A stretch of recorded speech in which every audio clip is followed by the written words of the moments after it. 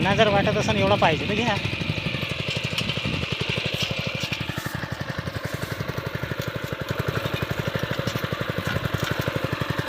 एवढ्या स्पीडनं चालला पाहिजे डवरा.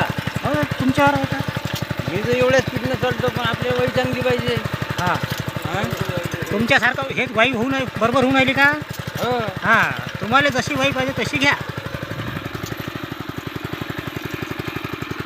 झालं पहिलं काम नाही जमत.